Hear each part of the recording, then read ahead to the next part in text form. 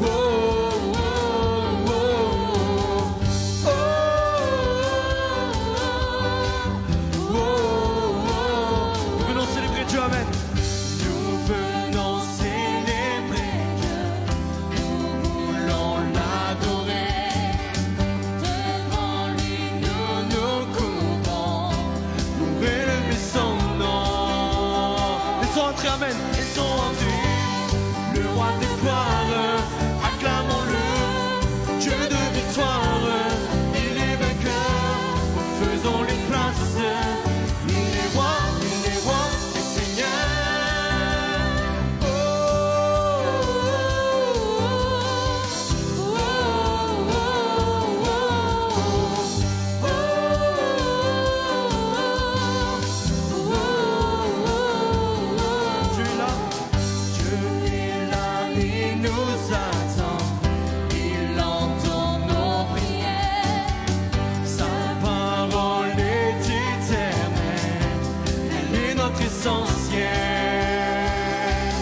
Laissons entrer le roi de gloire, acclamons-le, Dieu de victoire, il est vainqueur, faisons les places, il est roi et Seigneur.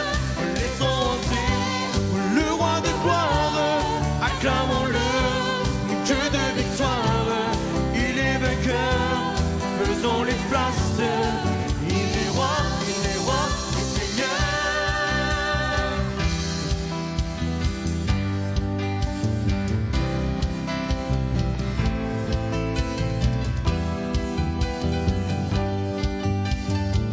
Accueillons notre Dieu ce matin, amen. Accueillons notre Dieu, il est le merveilleux, glorieux, majestueux. Accueillons notre Dieu, il est le merveilleux, glorieux, majestueux.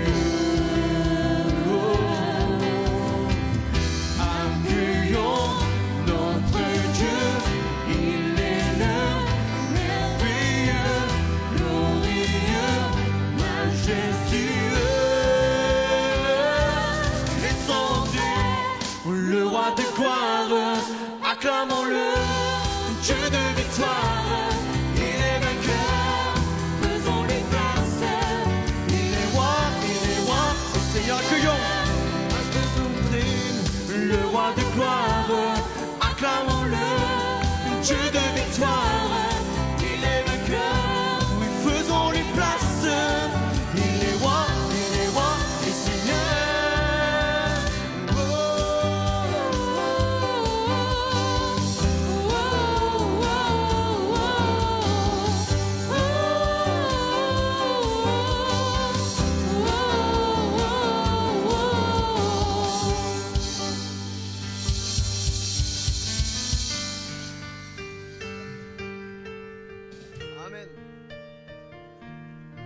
en moins, c'est pas grave, vous inquiétez pas.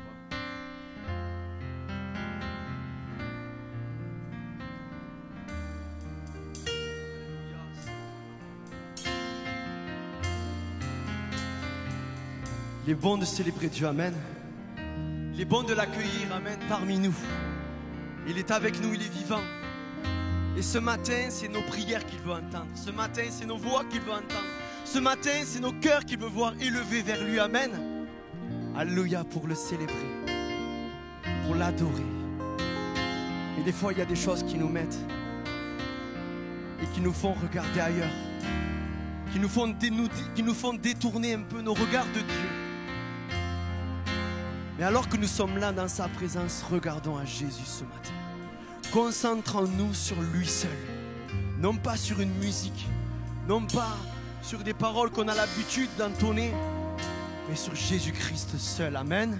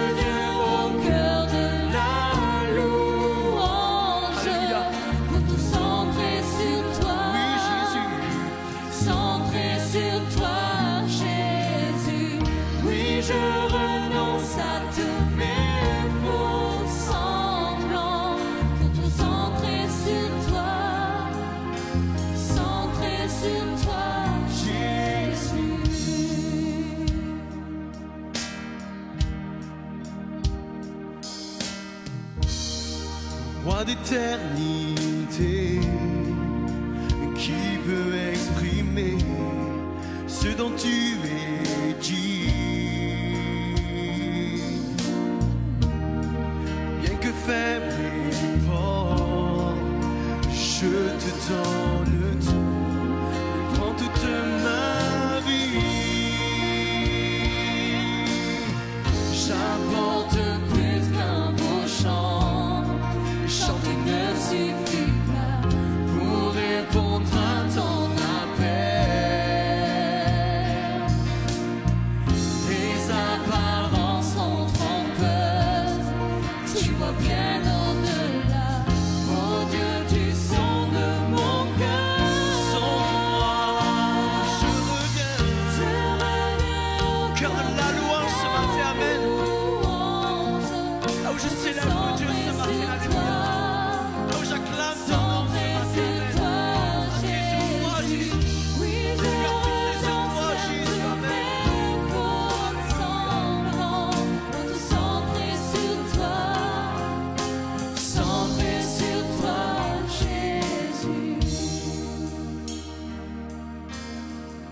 C'est important, alléluia, d'avoir nos regards fixés sur Jésus. Regardons à Jésus ce matin, amen. Regardons vers lui ce matin. C'est notre secours, c'est notre plus grand bien, c'est notre sauveur, c'est notre rédempteur, amen. Nous voulons nous centrer sur toi ce matin, Jésus, amen. Tout centrer sur toi, tout centrer sur toi. Oui, Jésus, centré sur toi, Jésus, tout centré sur toi, centré sur seulement toi, Jésus, centré sur toi, Jésus, oui, tout centré sur toi, centré sur toi. Regarde à Jésus, centré sur toi, Jésus. Tout centré sur toi, centré sur toi, centré sur toi. Je reviens, amen. Je reviens au cœur de la louange, tout centré sur toi, amen. Centré sur toi, Jésus. Oui, je renonce à tous mes faux semblants, tout centré sur toi, alléluia. Centré sur toi, Jésus. Nous allons nous centrer sur toi, Jésus, ce matin. Centrer sur la croix, Seigneur Jésus. Sur le prix payé, Seigneur Jésus. Nous n'allons pas regarder, Seigneur, peut-être à des méthodes, mais nous voulons regarder à toi, Jésus. Là où tout a été accompli, Seigneur. Pendant que nous allons prendre ce chant, je vais demander à nos frères qui ont été désignés de préparer le repas du Seigneur, amen, de s'approcher, alléluia. Et ce matin, rappelons-nous la croix. Rappelons-nous que le prix pour nous a été payé, amen. Et c'est le prix, ce n'est pas de l'argent, mais c'est le sang de Jésus versé à la croix. On ne lui a pas pris sa vie, mais il a donné. Il a donné ses deux mains. Il a donné son corps. Il a donné ses pieds ce matin. Pour nous, pour toi, pour moi. C'est Jésus-Christ, alléluia. Peut-être que ce matin, il te cherche. Peut-être que Jésus te cherche. Peut-être ce matin, il lance un appel. Peut-être que tu es loin de Dieu. Tu t'es éloigné du chemin de la vérité. Reviens à Jésus. Le Seigneur te cherche ce matin. Le Seigneur cherche son peuple ce matin, amen. Il cherche des adorateurs ce matin. Il cherche des chrétiens qui veulent le louer, l'adorer, le bénir. Et dans la louange, il y a la victoire, amen. Dans la louange, il y a la repentance. Dans la louange, il y a la guérison ce matin pour chacun. Il y a la délivrance. Et ce matin, Dieu veut bénir. Alléluia. Amen.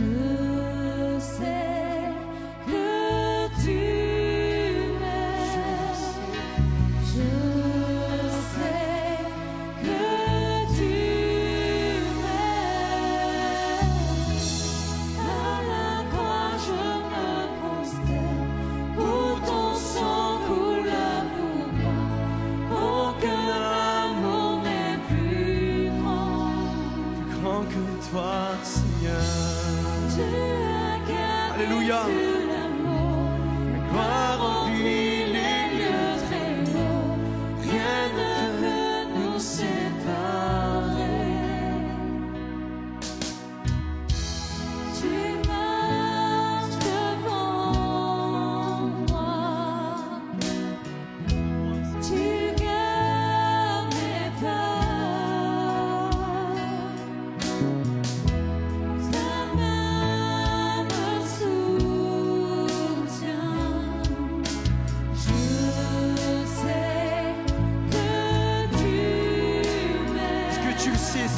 Amen.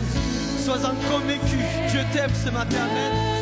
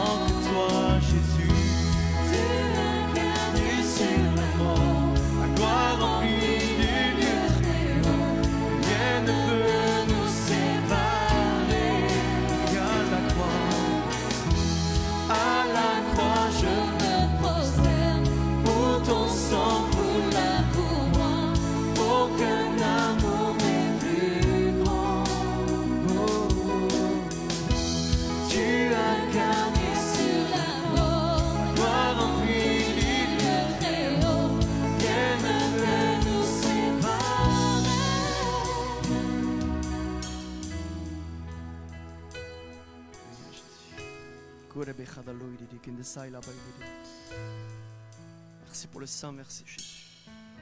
Merci pour le prix payé, Seigneur Jésus. Merci pour la liberté que nous avons en toi, Seigneur Jésus. Merci pour le salut que tu nous as donné, Seigneur. Amen. C'est une pleine assurance.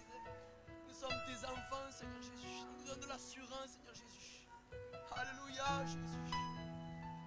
Tu m'as aimé le premier, Seigneur Jésus. Tu n'as pas regardé, Seigneur Jésus, à mon état, Seigneur Jésus. Alléluia, Jésus. Et tu m'as sauvé, tu m'as restauré, Jésus. Alléluia, tu m'as donné ton nom, Seigneur Jésus. Tu m'as donné la vie, Seigneur Jésus. Alléluia, Seigneur, amen, Jésus.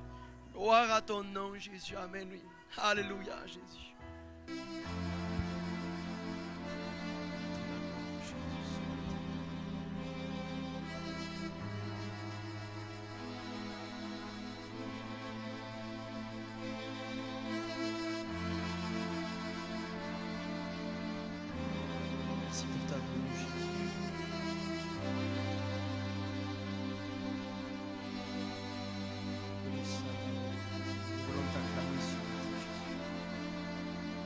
Jésus. Tu as fait de nous une famille, Seigneur Jésus. Tu as fait de nous des frères et sœurs en ton nom, Seigneur Jésus. Tu nous as donné ton nom, Seigneur. Tu nous as donné une espérance, Seigneur Jésus. Tu nous as donné, Seigneur Jésus, un avenir, Seigneur Jésus. Parce que tu es venu un jour, Seigneur, parmi nous, Seigneur. Parce que tu as tout donné, Seigneur Jésus. Et nous voulons chanter la gloire de ton nom, Seigneur. Ensemble, Jésus. Alléluia, nous voulons t'acclamer, Jésus.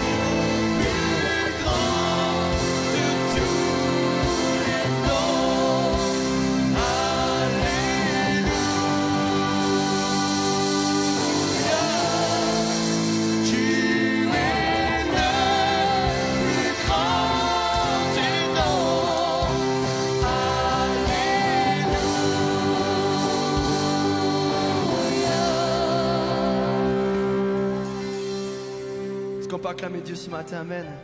Alléluia. Alléluia, nous voulons t'acclamer, Jésus. Nous voulons t'acclamer et te louer, Seigneur Jésus. Nous voulons t'acclamer et te célébrer, Seigneur Jésus. Nous voulons chanter, Seigneur Jésus, tes merveilles, Seigneur Jésus. Nous voulons passer du temps dans ta présence, Jésus. Merci pour ta venue, Seigneur Jésus. Et nous voulons parcourir du chemin avec toi, Seigneur Jésus. Nous ne voulons pas lâcher ta main, Seigneur. Amen, Jésus. Nous voulons continuer le bon combat de la foi, Seigneur, et pas faillir, Seigneur Jésus. Aide-nous, Seigneur, à tenir bon, Jésus. Aide-nous à tenir position malgré ce monde qui va à l'inverse du peuple de Dieu. J'aime beaucoup ce chant qui nous dit: oui, Seigneur, je passerai ma vie à chanter tes merveilles. Je passerai ma vie, comme nous l'avons chanté tout à l'heure, à regarder qu'à toi, Seigneur Jésus. Et alors si mes yeux sont sur toi, alors je tiendrai bon. J'aime beaucoup ce passage de la parole de Dieu où Pierre marcha sur l'eau, amen. Quel miracle merveilleux, alléluia. Et quand son regard s'est détourné de Jésus, alors il commença à s'enfoncer. Il a repris courage, il a regardé vers Jésus. Jésus l'a relevé, amen.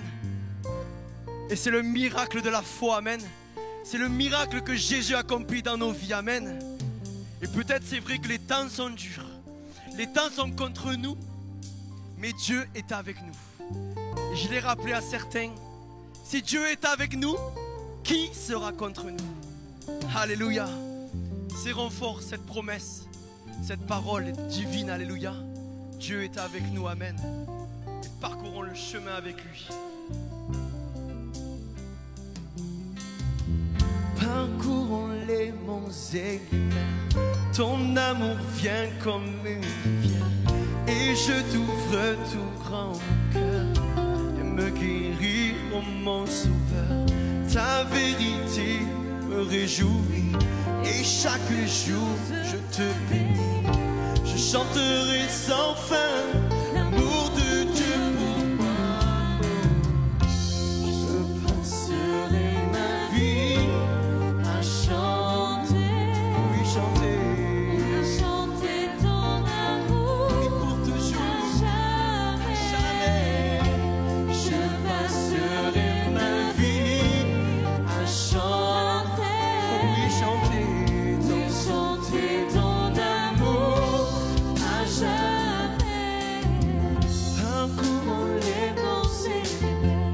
Ton amour vient comme une rivière. Et je t'ouvre tout grand mon cœur.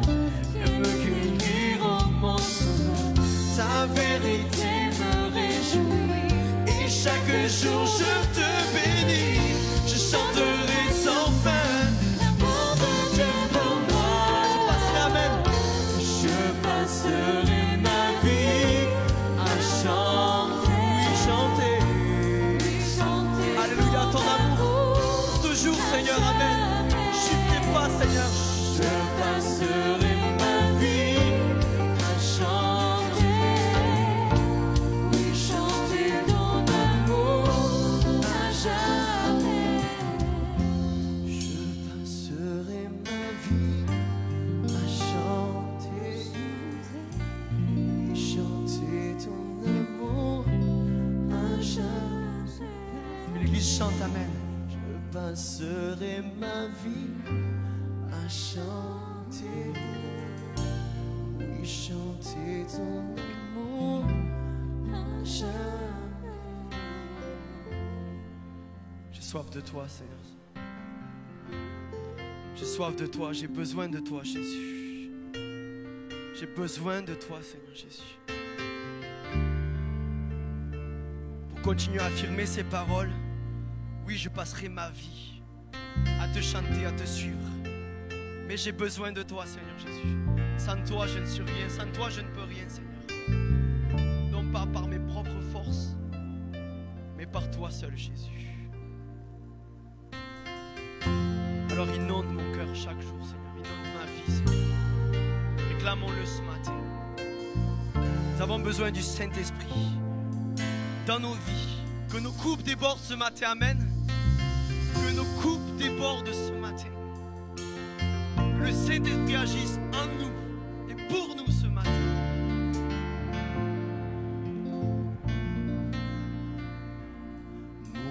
ma soif de toi. Mon Dieu, mon Père, mon roi, mon être entier soupire après toi, Jésus. Garde ton cœur de paix, la source qui désaltère, rafraîchit mon âme de toi. On a ma soif, de toi. Mon Dieu, mon Père, mon roi, mon être entier soupire après toi. Garde ton cœur de paix, la source qui désaltère, rafraîchit mon âme de toi.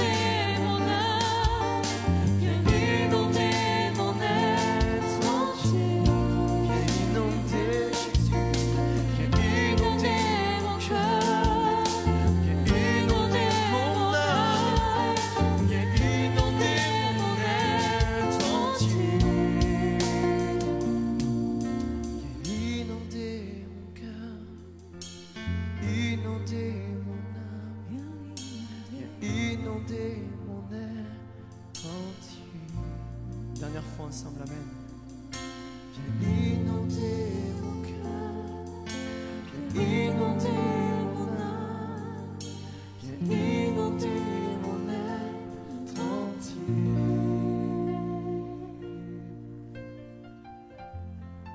Alléluia, Jésus. Regardons à Jésus ce matin.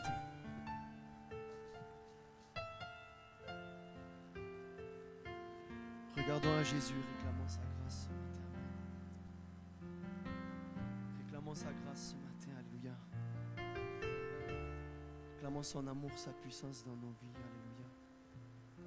Alléluia, que ceux qui veulent célébrer Dieu, amen, encore, puissent le faire librement. Alléluia,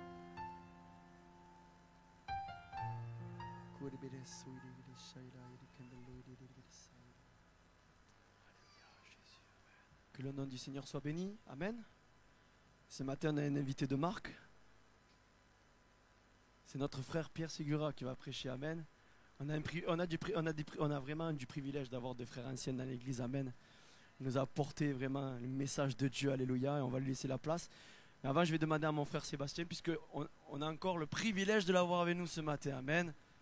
Vraiment, si tu veux bien prier, amen, pour la suite.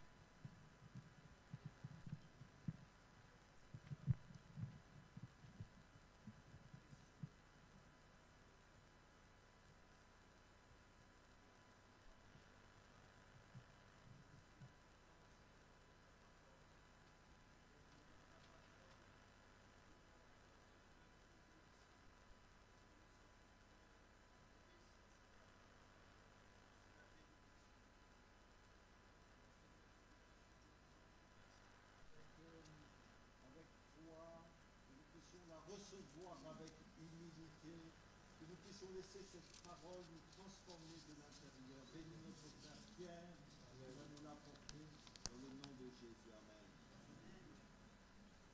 Amen. Amen. Bonjour mes frères et sœurs. Je ne sais pas si les frères font bien de me demander de prêcher, mais enfin on va essayer.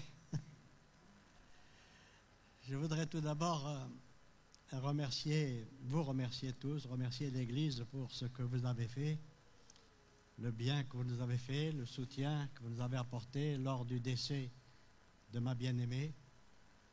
Elle est partie avec le Seigneur. Et moi, je suis là. Enfin, on va essayer de profiter de ces moments où le Seigneur nous donne encore quelques jours. Il faudrait qu'un jour je vous prêche, si j'ai l'occasion. De temps en temps, j'y pense, parce que je sens qu'il y a des richesses. Il faudrait que je prêche sur la Sainte Seine, le pain et le vin que nous prenons chaque dimanche. Et j'ai l'impression qu'à force, on s'habitue. On prend le pain et le vin, on prend le pain et le vin, on prend le pain et le vin. Et il y a quelque chose dans ce moment, mes frères et sœurs, qu'il faudrait qu'on approfondisse. Voilà. Alors, je ne sais pas si un jour j'aurai l'occasion de le faire. Vous savez que j'ai l'intention de monter plus haut, d'aller en Normandie.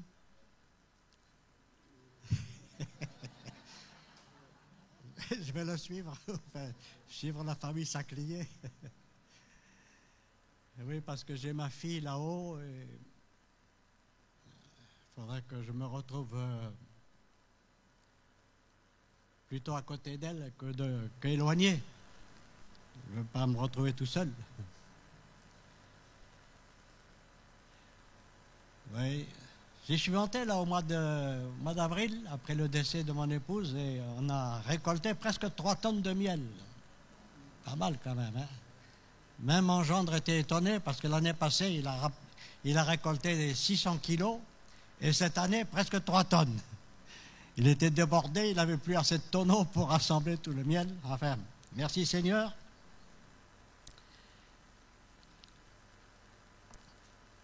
Est-ce que vous croyez que Dieu est amour? Voilà, quelle explosion là.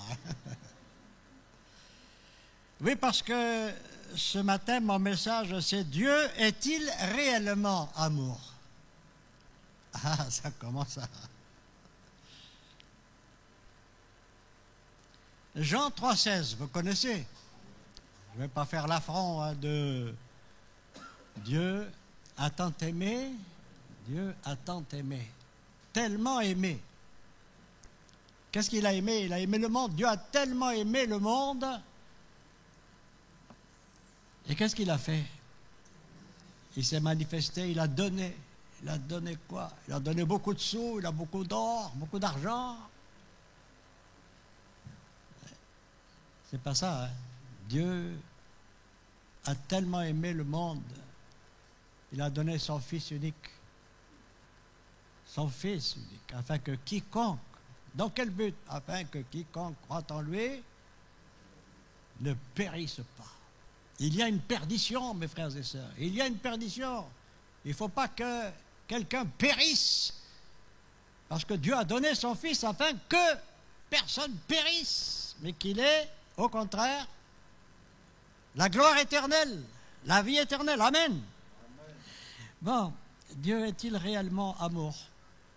Je voudrais vous lire pour introduire, parce qu'on va y revenir tout à l'heure, mais je voudrais que ces paroles restent fraîches dans votre mémoire. C'est l'Épître aux Romains, chapitre 1er, verset 18. Après ce que je viens de vous dire, vous allez voir qu'il y a un contraste. Romains, chapitre 1er, verset 18. La colère de Dieu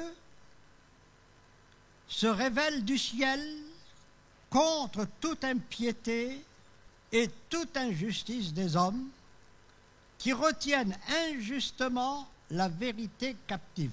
Ça m'a toujours chatouillé cette expression. Ils retiennent injustement la vérité captive. Ils bloquent la vérité. Ils ne la laissent pas triompher en eux. Ils n'en veulent pas. Ils la bloquent. Ils la tiennent captive. C'est ce que dit Paul ici. Pourquoi? Il dit parce que ce qu'on peut connaître de Dieu,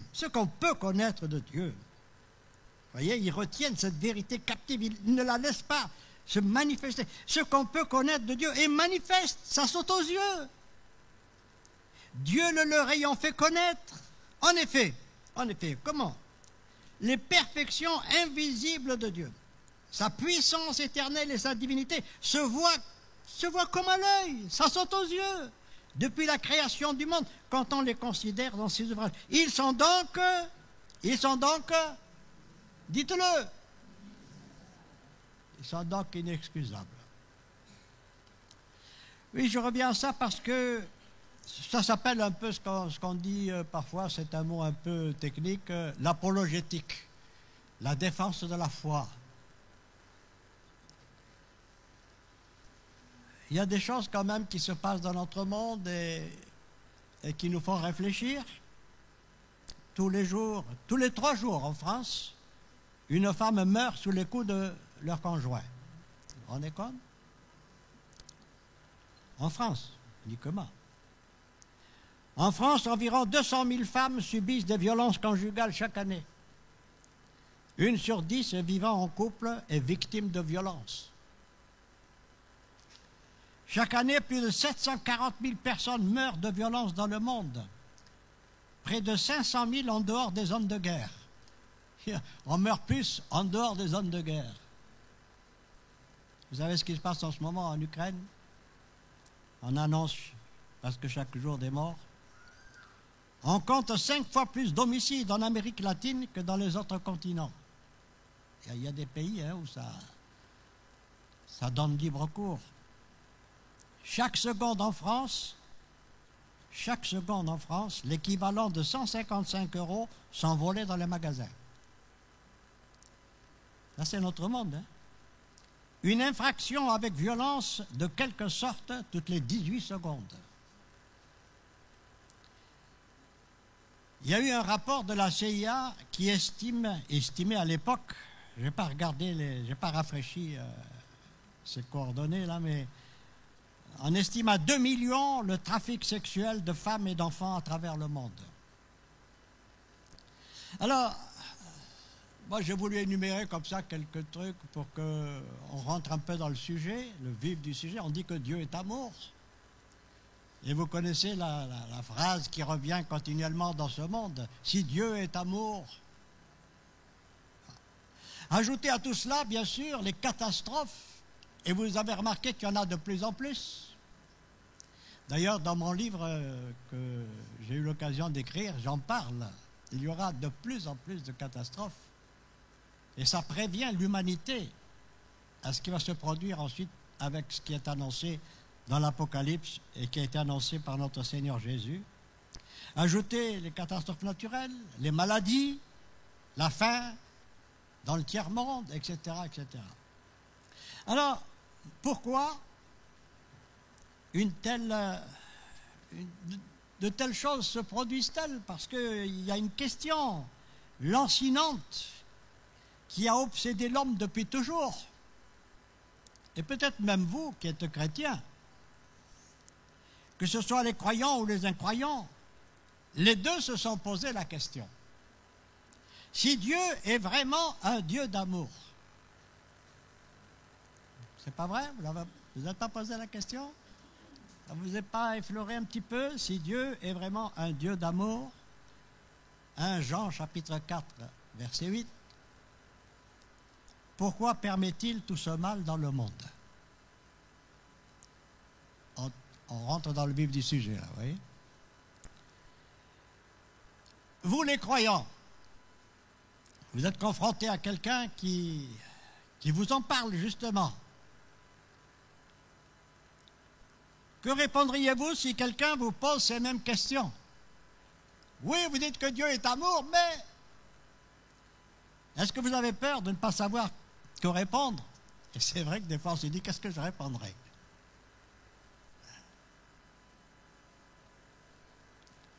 Votre réponse sera-t-elle satisfaisante? À cette question à laquelle il semble impossible de répondre, c'est vrai parce qu'il y a un grand point d'interrogation. On s'est dit, mais c'est vrai, pourquoi il se passe tout ça dans ce monde? On va quand même essayer de donner quelques suggestions. Et donc, je reviens à ce texte qui est fondamental pour nous, car Dieu a tant aimé le monde. Dieu est amour.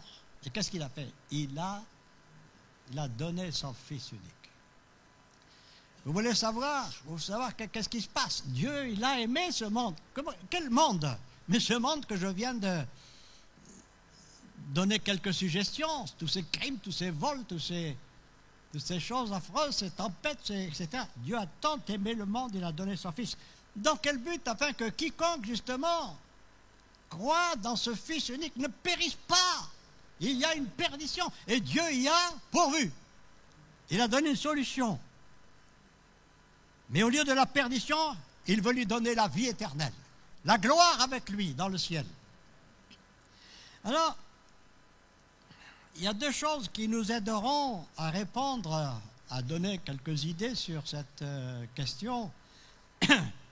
Il y a dans l'homme une nature de péché. Dans le livre de la Genèse, nous voyons que Dieu a donné à l'homme un libre arbitre. Qu'est-ce que c'est que le libre arbitre? Cela veut dire que ce Dieu qui a créé l'homme à son image, pour lui apporter gloire et honneur, ce Dieu a donné à chaque homme, à chaque femme, à chaque enfant le pouvoir de décider si il ou elle veut vivre indépendant de Dieu. C'est le libre arbitre, il peut choisir. Tu veux vivre avec Dieu ou sans Dieu? Comment tu veux? Choisis. Le livre de la Genèse nous dit aussi qu'Adam et Ève ont chuté dans le jardin et que depuis lors, l'homme naît avec une nature de péché qui le conduit à se rebeller contre le Dieu vivant. De même que vous avez hérité, excusez l'expression, d'un grand nez ou d'un petit nez, moi c'est plutôt un grand nez, des cheveux frisés ou des yeux marrons, que vous êtes grand ou petit, de la même manière nous avons hérité d'une nature de péché. Après qu'Adam et Ève ont péché, chaque personne née dans le monde hérite de cette nature, c'est-à-dire qui nous porte à nous rebeller contre Dieu. Et il en est ainsi depuis lors. Romains 5, 19, cette belle épître de l'apôtre Paul nous dit « Par la désobéissance d'un seul homme, beaucoup ont été rendus pécheurs. » C'est ce que nous venons de dire, c'est ce qu'on pourrait appeler le péché originel. Et puis il y a ensuite, ça c'est la nature de péché, il y a ensuite le péché volontaire. Il y a la nature, mais après il y a le péché volontaire. Par péché volontaire, nous voulons dire que l'homme choisit délibérément de pécher contre Dieu. On ne va pas trop chercher, bien sûr, à connaître la doctrine du péché ce matin. Nous voulons seulement rappeler que l'homme, par nature, est rebelle à Dieu et que l'homme est volontaire. C'est-à-dire que l'homme a le pouvoir de choisir. Il a le choix de faire un choix conscient de sa propre initiative et selon ses propres désirs. Alors, je vais vous donner quelques illustrations, si vous me le permettez. Vous savez que j'aime bien les illustrations. Spurgeon disait que l'illustration, c'est une fenêtre sur le sermon. Une fenêtre qui projette de la lumière. Après avoir expliqué cela, ce que je viens de vous dire, à un collègue, un pasteur, lors d'une discussion, un pasteur lui a proposé d'imaginer cela. Alors, écoutez bien. Pendant un moment, lui dit-il, suppose que tu es Dieu. Ce matin, supposez que vous êtes Dieu. D'accord? C'est-à-dire, vous avez tout pouvoir. Alors il lui dit à cet ami, il lui dit, suppose que tu es Dieu, et dans ton imagination, tu vas recréer un monde parfait. Vous vous rendez compte, vous avez le pouvoir. Cependant, lui dit-il, souviens-toi que pour chaque chose que tu feras, en tant que Dieu, il y aura des suites.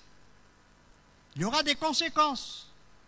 Et pour aider son ami, par où commencer, le pasteur lui dit, imagine ce qu'une personne, dans son bon sens, pourrait vouloir. Ah, ben, vous vous rendez compte, je suis capable de recréer ce monde. Comment je vais le faire? Alors commençons par ôter tous les meurtres. Ah, c'est pas une bonne chose, ça? C'est pas une bonne chose? Ah, tout le monde dit oui, hein. On va ôter tous les meurtres. Pouf, plus de meurtres. Vous savez, là, comme à la télé, paf, d'un seul coup, les choses changent. Mais voilà que tous ceux qui sont pour l'IVG, par exemple, se lèvent contre vous parce que vous avez oublié d'exclure l'avortement. Maintenant, on continue, hein. On est Dieu, on veut un monde parfait. Débarrassons-nous de tous les viols. Oh, fantastique. Plus de viols. Pouf.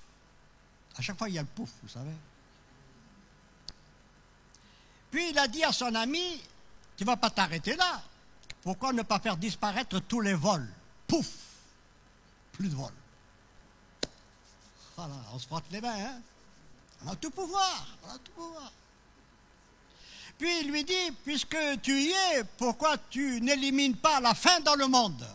Oh, ça c'est une belle chose, ça. On va éliminer la faim dans le monde. Plus de faim. Les peuples du monde entier s'aidaient les uns les autres à planter du blé, à fournir de la nourriture en abondance. Vous avez remarqué en ce moment, ça va mal, hein? Tout le monde était nourri. C'est beau, c'est merveilleux. Alléluia! Je suis Dieu, je suis capable de faire tout ça. Il n'y a plus de faim dans le monde. Et il dit encore à son ami, continue à balayer tout ce qui est mauvais jusqu'à la fin. Oh, mais au fait, dit le pasteur à son ami, as-tu remarqué qu'il y a quelque chose qui ne va pas? Comment ça ne va pas? On a éliminé tout ce qui est mauvais. Oui, parce que les choses sont complètement différentes. Maintenant, les gens ne te suivent plus. Tu es Dieu, mais les gens ne te suivent pas.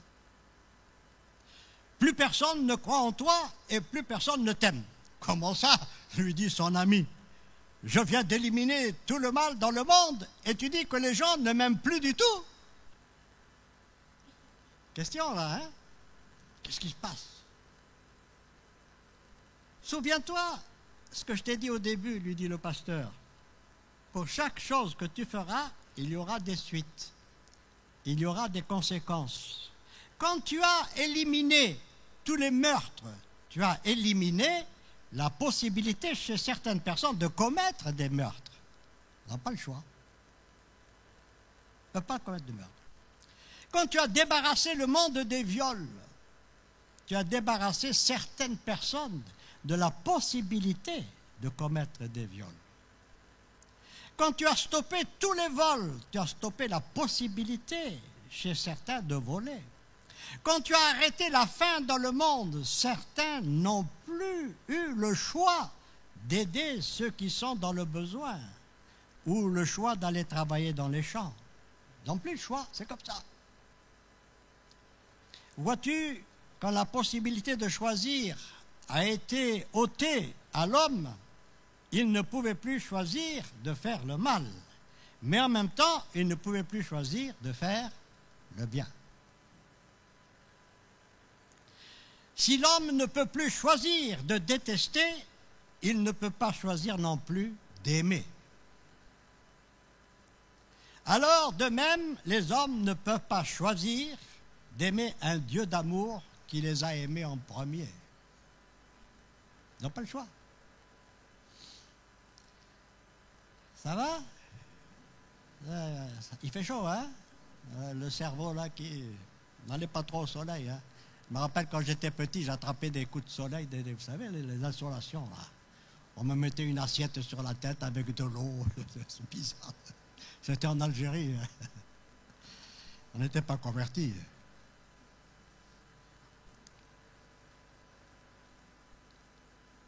Mais nous revenons à notre sujet. Dieu est un Dieu d'amour.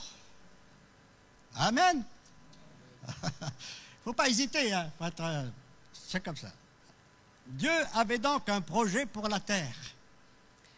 Et l'homme a choisi le monde dans lequel nous vivons. C'est ça le problème. Il a choisi. Un pasteur et un coiffeur athée, c'est le coiffeur qui est athée, pas le pasteur, hein. Un pasteur et un coiffeur qui étaient athées traversaient un jour les quartiers pauvres d'une ville. Pas à Pézenas, il n'y a pas de quartier pauvre à Pézenas. Et le coiffeur dit au pasteur, voilà pourquoi je ne puis croire en un Dieu d'amour. Parce que si Dieu était bon et aimant, comme tu dis, il ne permettrait pas toute cette pauvreté. Il lui montre, ces pauvres gens, c'est un quartier pauvre. Ces maladies, cette misère, il ne permettrait pas ces pauvres gens qui se droguent et qui s'adonnent à des vices qui les détruisent. Non, je ne peux pas croire en un Dieu qui permet ces choses. Le pasteur est resté silencieux jusqu'à ce qu'ils aient rencontré un homme sale et mal tenu. Ses cheveux pendaient sur le cou, c'était des broussailles plutôt qu'autre chose. Et il avait une barbe en broussailles au visage. Alors le pasteur lui dit, tu ne dois pas être un bon coiffeur. Autrement, tu ne permettrais pas qu'un individu semblable continue à déambuler dans le voisinage sans avoir une coupe de cheveux et un rasage. Ah, regarde-moi ça, donc... Tu as vu comment il est? Avec indignation, le coiffeur répondit, « Tu ne vas pas me reprocher la tenue de cet homme? J'y suis pour rien. S'il est dans cette situation, il n'est jamais venu dans mon salon de coiffure. J'aurais pu l'arranger, il aurait eu l'allure d'un gentleman. » Alors, en fixant le coiffeur, le pasteur dit, « Alors, tu ne peux pas reprocher à Dieu de laisser les gens marcher dans leur mauvaise voie, alors qu'il les invite continuellement à venir et à être sauvés. » Et ils ne veulent pas. Romains 5,8, mais Dieu prouve son amour envers nous, en ce que lorsque nous étions encore des pécheurs, Christ est mort pour nous. Oui, Christ n'est pas mort pour nous quand on a fait quelque chose de beau et qu'il a dit, ah, je vais pouvoir enfin venir les sauver. Non, on était encore dans les vices et les passions. On était encore des pécheurs. 1 Jean chapitre 4, que je citais tout à l'heure, et puis le verset 16. Dieu est amour. Et celui qui demeure dans l'amour demeure en Dieu. Et Dieu demeure en lui. Oui, mes frères, mes sœurs, Dieu est amour. Mais son amour n'est pas dans le cœur de tout le monde. Maintenant que nous avons établi que Dieu est amour, la question suivante qu'une personne puisse se poser est, c'est quoi la question suivante? Pourquoi l'enfer? Wow. On ne prêche pas souvent l'enfer chez nous, hein? Pourtant, l'enfer existe.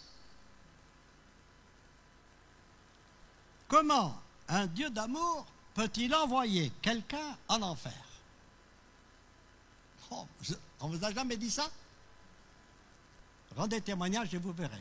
Vous rencontrerez pas mal de choses semblables. Comment un Dieu aimant peut-il condamner quelqu'un à la punition éternelle alors qu'il ne savait rien? Ça, c'est ce qu'on entend, hein?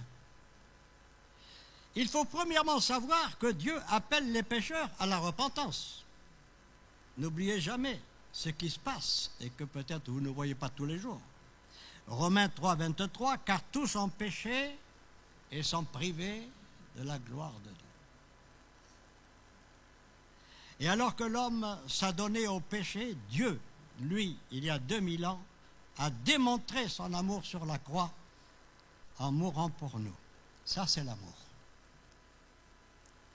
La Bible dit, le Seigneur ne tarde pas dans l'accomplissement de la promesse, comme quelques-uns le croient, mais il use de patience envers nous, ne voulant pas qu'aucun périsse, mais voulant que tous arrivent à la repentance. Mais alors, qu'est-ce qui se passe? Ben voilà, c'est ça le problème. C'est le choix. Ainsi, vois-tu, Dieu n'envoie personne en enfer. Ils y vont eux-mêmes par leur propre choix. La question « Comment un Dieu aimant peut-il envoyer quelqu'un en enfer ?» ce n'est pas la question valide. La question devrait être « Comment un Dieu aimant peut-il laisser les gens aller en enfer ?» Il permet que les gens se condamnent eux-mêmes à la punition éternelle. Je ne peux pas faire autrement. Vous savez, mes frères et sœurs, je vais vous une petite parenthèse. L'âme humaine est éternelle. Qu'elle soit sauvée ou perdue. Sauvée, elle ira dans la gloire, mais perdue. Où on met une âme humaine éternelle? Où on la met? Donc il faut une prison éternelle. Je ferme la parenthèse. Maintenant, la question, elle est plus correcte, alors la réponse sera plus claire. La réponse nous est révélée au début de Romains chapitre 1er, et c'est ce texte que j'ai tenu à vous lire tout à l'heure en introduction. Oui, ce qu'on peut connaître, là je vous donne parole de vie, la version parole de vie. Oui, ce qu'on peut connaître de Dieu est clair pour eux parce que Dieu les a éclairés. La puissance sans limite de Dieu et ce qu'il est lui-même sont des réalités qu'on ne voit pas. Mais depuis la création du monde, l'intelligence peut les connaître à travers ce qu'il a fait. Les êtres humains sont donc sans excuse. Mais regardez autour de vous. La création du monde est claire. Elle nous éclaire. Il n'y a donc personne sur cette terre qui n'ait contact avec la création d'une manière ou d'une autre. Même si on n'a pas les 5 sens, c'est vrai qu'il peut nous manquer quelque chose dans les 5 sens. Nous avons tous d'une manière ou d'une autre touché la création ou expérimenté quelque chose de ce monde. Il est impossible que vous soyez venus jusqu'ici sans que vous ayez éprouvé la création de Dieu autour de vous. Regardez autour de vous. Vous avez entendu les cigales? Il n'y en a pas tellement. Hein. Moi, j'aimerais les entendre, les cigales. Hein, mais... Enfin. Les arbres. Regardez les arbres. Regardez les fleurs. Les insectes. Regardez les gens. Ils sont capables de bouger, de rire, de parler. Sans doute avez-vous déjà vu des reportages sur la nature. Ah, j'aime regarder ça quand on regarde là, les reportages. On se demande comment ces cinéastes, comment on les appelle, là, ces reporters-là, ils passent des jours et des jours. Ils s'enferment des fois dans une casemate pour filmer un petit insecte ou un petit mulot qui se balade. Il en faut hein, des gars comme ça. Hein. On regarde ça. Vous avez été émerveillé, c'est normal. Un insecte a déposé une goutte de quelque chose afin qu'un autre puisse se nourrir, qui à son tour mangera un autre, afin qu'il n'y ait pas prolifération de cette espèce.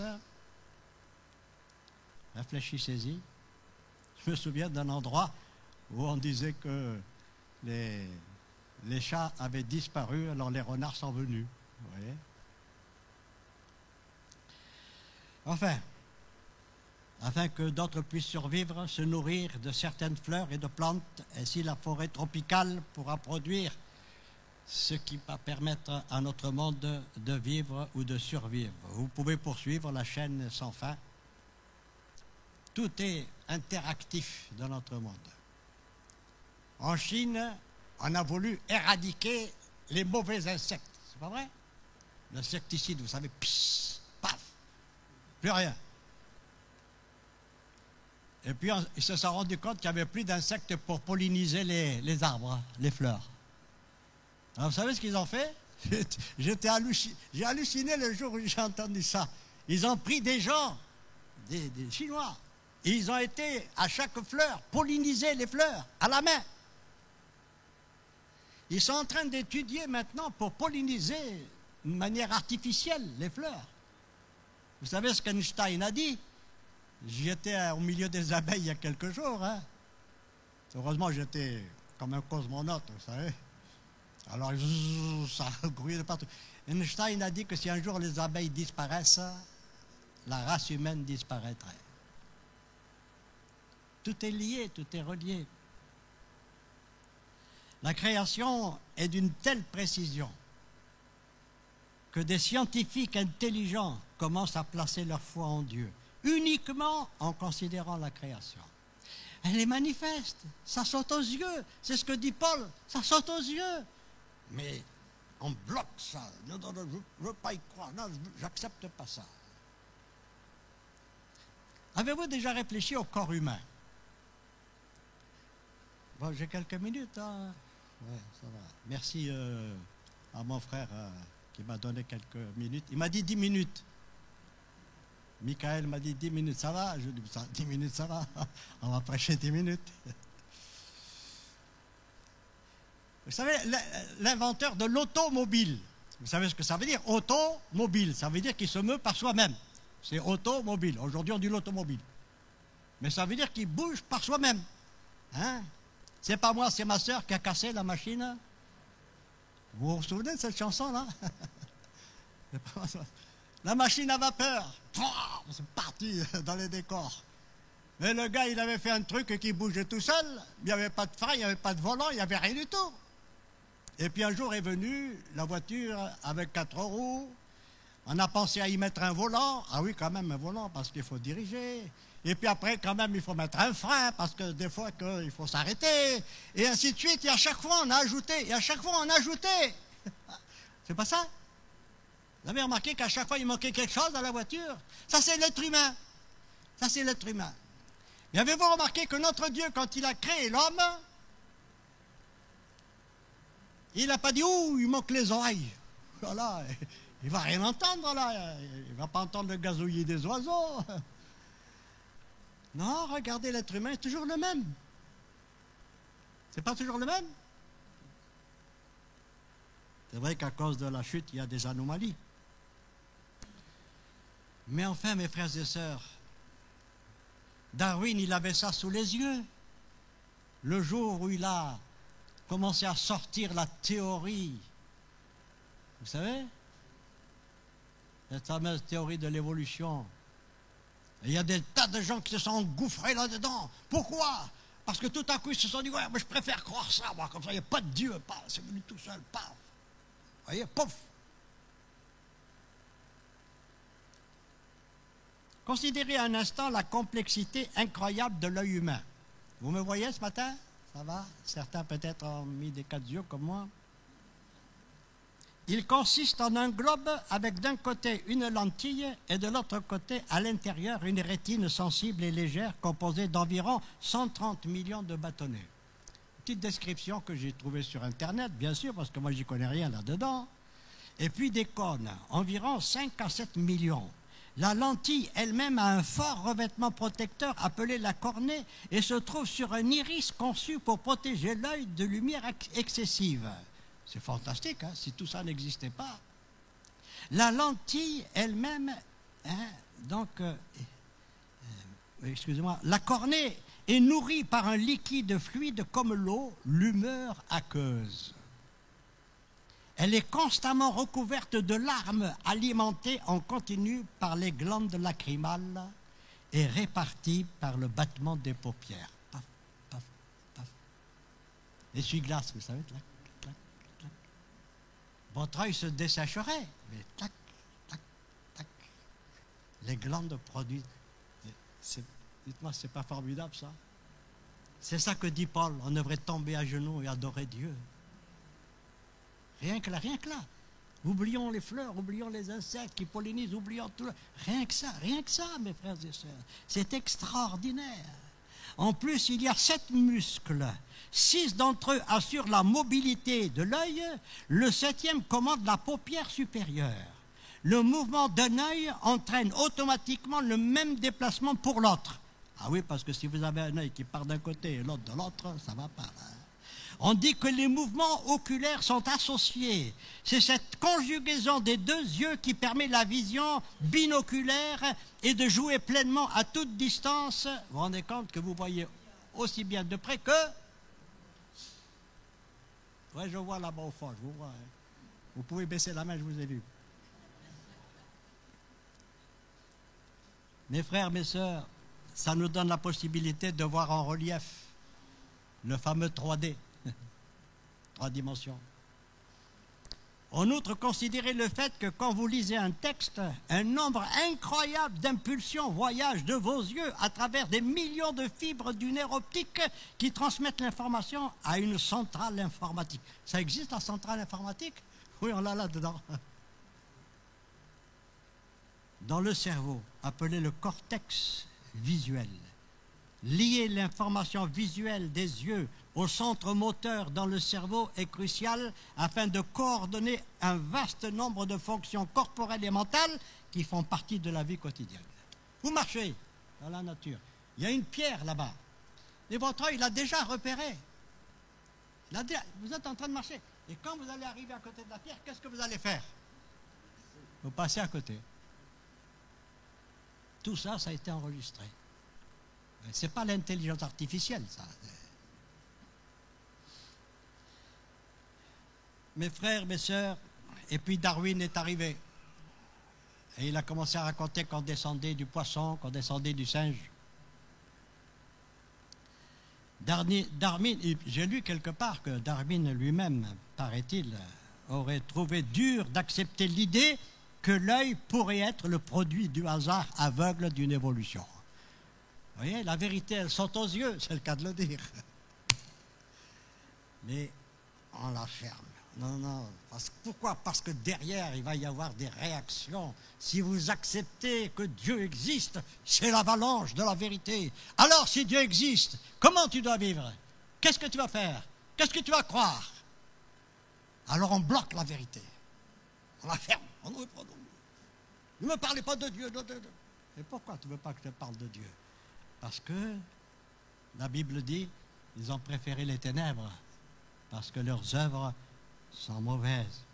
Une certaine personnalité, considérée comme le plus grand évolutionniste de son temps, a dit lors d'une interview: « Je suppose que nous essayons d'expliquer le monde d'une autre façon afin que nous puissions continuer à jouir de nos mœurs sexuelles. » Ah, celui-là, il a dit la vérité. Là.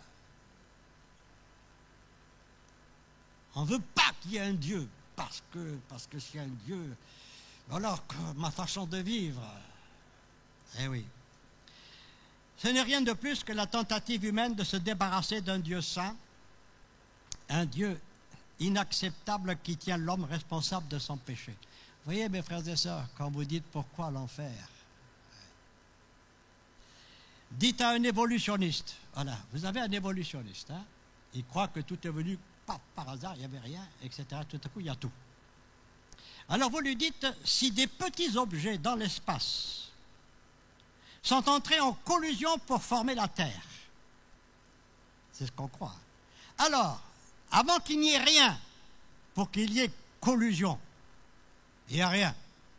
Comment il peut y avoir collusion? Écoute, ça c'est les athées, ça, hein?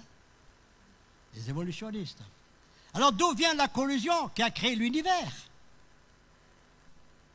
D'où vient la collusion qui a créé l'espace, avant qu'il y ait un espace? Quand a eu lieu son commencement? Quand est-ce que rien, agissant sur rien, pour rien, a tout engendré? Ça. Ésaïe 45, 18, car ainsi parle l'Éternel, le Créateur des cieux, le seul Dieu qui a formé la terre, qui l'a faite et qui l'a affermie, qui l'a créée pour qu'elle ne fût pas déserte, qui l'a formée pour qu'elle fût habitée. Écoutez, c'est ce que Ésaïe dit. Hein. Je suis l'Éternel et il n'y en a point d'autre. Amen. Ce texte dit bien qu'il y a un dessein dans la création de la terre. Celui d'y maintenir la vie. Dieu a voulu la vie sur cette terre. Dieu nous a voulu. Nous sommes le résultat de ce qu'il a voulu, de son amour. Parce qu'avant qu'il vienne nous sauver, il était d'abord amour. Hein? Parce que l'amour, ce n'est pas quelque chose qui émane seulement de Dieu. Dieu est amour. Le psaume 19, verset 2, « Les cieux racontent la gloire de Dieu, et l'étendue manifeste l'œuvre de ses mains. » C'est vrai quand on regarde. Mais bien sûr, nous, on est des croyants, alors on accepte ça. Mais attention, il y a la suite. Hein. Si tu crois tout ça, fais gaffe. Si le soleil était juste un peu plus loin, nous gèlerions à mort. En ce moment, vous direz, il chauffe pas mal. Hein? Et s'il était juste un peu trop près, nous brûlerions. Vous le savez, ça. Comment ça se fait qu'il est exactement là où il faut? Si la Terre est à une distance mathématiquement exacte, c'est parce que Dieu a vu que c'était bon et parce qu'il nous aime. La Bible dit, ils sont inexcusables. Je ne touche que quelques sujets là, mais vous pouvez étudier toute la création. Après avoir étudié l'œil, étudier le reste, avec le pourcentage des mathématiques, vous dit c'est impossible que ce soit le hasard. C'est impossible. Et puis, il y a la conscience, ça c'est la création hein, qui nous éclaire, et puis il y a la conscience qui nous éclaire. Je vais terminer, n'ayez pas peur. Vous avez laissé le poulet en train de cuire là? J'y reviens, ça vous fait titiller là. Hein. Quand est-ce qu'il va finir? Le frère, il a une montre connectée. Ouais, c'est bien.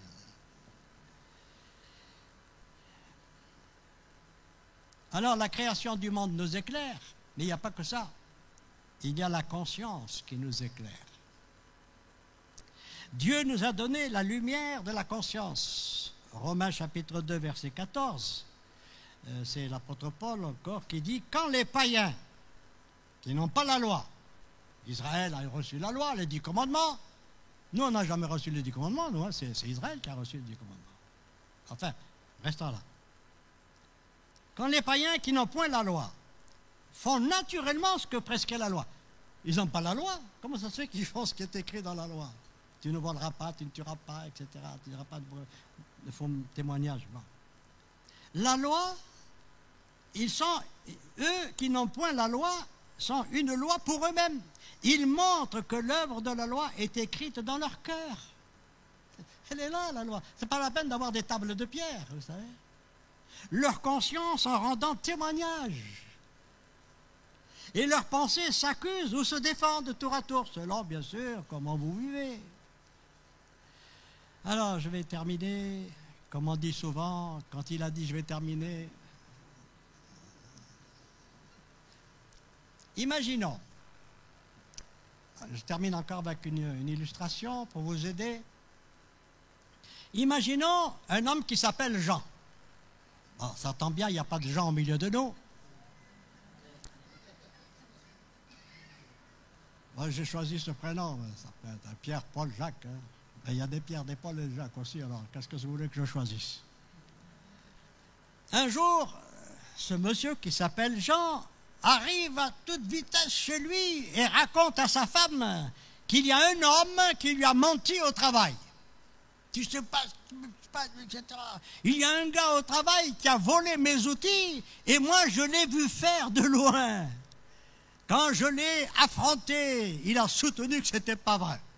Il a menti effrontément, même quand je lui ai dit que je l'avais vu. Je ne peux pas croire qu'il me mente de cette façon, dit ce monsieur à sa femme. Tu te rends compte, c'est pas possible. Bon, vous avez compris? Bien plus tard, longtemps après, Jean vient à mourir.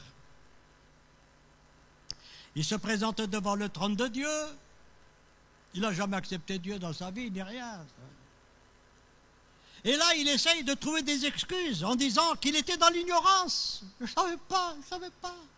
Il y en a qui pensent s'en sortir devant Dieu comme ça, vous savez. Qui ne connaissaient pas bien ce qui était bien, ce qui était mal, ils ne savaient rien. Ils n'avaient jamais eu connaissance des 10 commandements. Alors, vous savez, dans le ciel, je ne sais pas comment ça va se passer, mais employant le langage moderne, nous dirions Dieu fait venir un ange et lui dit de mettre en marche le magnétoscope. Alors, il apporte ici l'enregistrement. Et là, mon ami, l'écran de télé, le magnétoscope se met en marche. Et là, projeté sur un écran devant lui, il revoit la scène quand il a couru vers sa femme pour lui raconter comment cet homme lui avait menti. Tu te rends compte, etc. C'est pas possible qu'on monte comme ça. Ça veut dire quoi? Ça veut dire tu savais ce que c'était que le mensonge. Tu savais ce que c'était que l'adultère. Tu savais ce que c'était que ceci, que cela, etc. Tu savais tout cela. La conscience. La conscience. Voyez-vous, tout le monde a en soi la connaissance du bien et du mal. C'est ce que dit l'apôtre Paul ici. Un enfant, ici en France, peut faire l'expérience de sa conscience qui lui dit que c'est pas bien de voler. À l'autre bout de la terre, un autre enfant peut faire la même expérience. c'est un Japonais, c'est un Chinois, c'est tout ce que vous voudrez. C'est un Français, c'est un...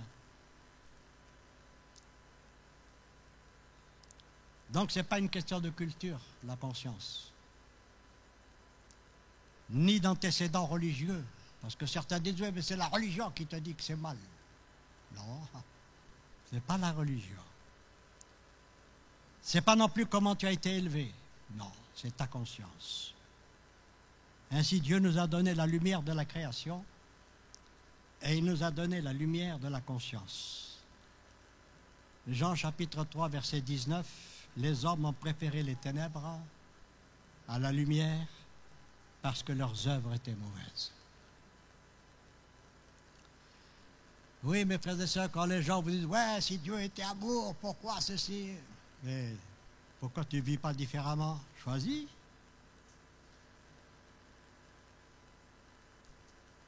Non, ils ne veulent pas, parce que tout à coup, il va falloir qu'ils changent tout. C'est ce qu'on appelle la repentance. Il va falloir tout bouleverser. Toute ta vie va être bouleversée.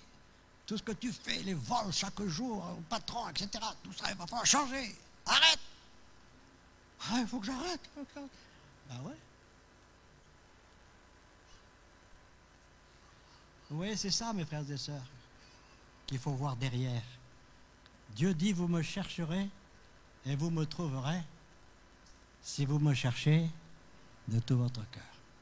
Ainsi, on ne peut pas dire que Dieu n'a pas donné assez de lumière dans ce monde, que ce soit ici en Europe ou dans la jungle. Mes frères et sœurs, Dieu est bienveillant et il est amour.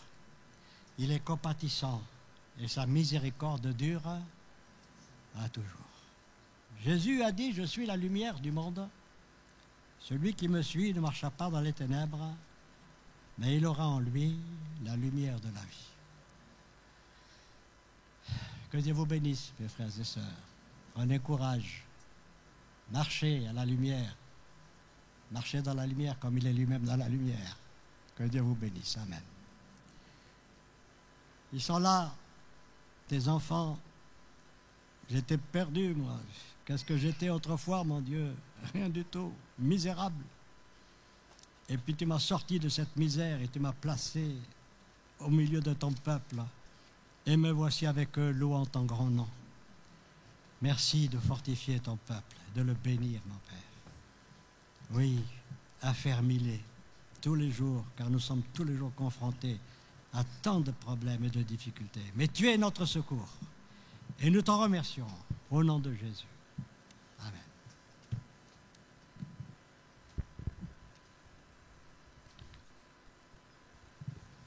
Merci de m'avoir écouté, mes frères et sœurs.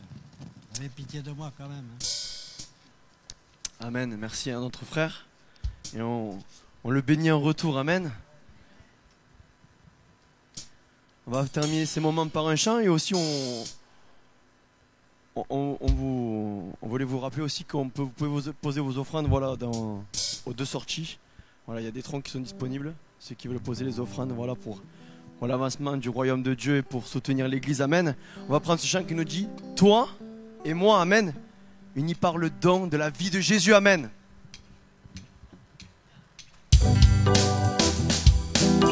Est-ce qu'on peut se lever pour terminer ces moments ?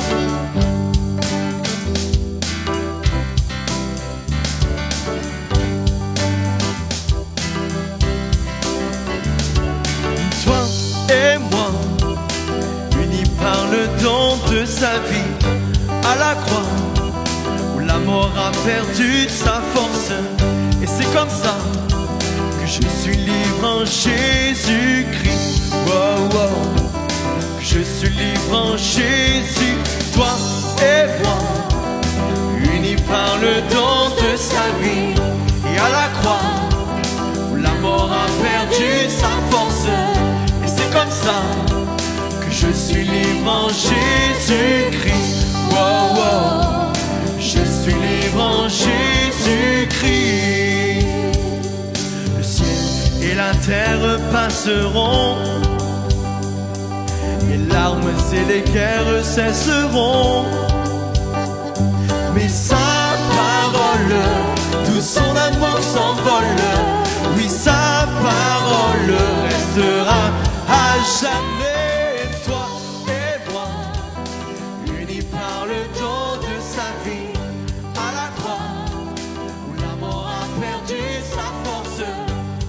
comme ça que je suis libre en Jésus-Christ. Wow, wow. Je suis libre en Jésus-Christ. Les hommes et les anges chanteront des louanges à sa gloire à l'unisson. En sa présence, nous irons partout danseurs, honorer sa puissance et son éclat à jamais. Toi et moi, unis par le don de sa vie, amen, à la croix, où la mort a perdu sa force. Et c'est comme ça que je suis libre en Jésus-Christ. Wow, wow. Que je suis libre en Jésus. Je suis libre, je suis libre, je suis libre en Jésus. Je suis libre, je suis libre, je suis libre en Jésus. Je suis libre, je suis libre, je suis libre en Jésus. Je suis libre, je suis libre, je suis libre en Jésus. Toi et moi, unis par le don de sa vie, à la croix, où la mort a perdu sa force. Et c'est comme ça que je suis libre en Jésus-Christ. Wow, wow. Que je suis libre en Jésus. Je suis libre, je suis libre, je suis libre en Jésus. Je suis libre, je suis libre, je suis libre en Jésus. Je suis libre, je suis libre, je suis libre en Jésus. Je suis libre, je suis libre, je suis libre. Une dernière fois. Toi et moi, unis par le don de sa vie, et à la croix, la mort a perdu sa force. Et c'est comme ça que je suis libre en Jésus-Christ. Wow, wow. Je suis libre en Jésus-Christ. Wow, wow. Que je suis libre en Jésus-Christ. Wow, wow. Que je suis libre en Jésus-Christ. Amen. Que le nom de Jésus soit béni. Passez une belle journée dans le nom du Seigneur. Amen. Et que Dieu vous raccompagne. Amen. Soyez bénis.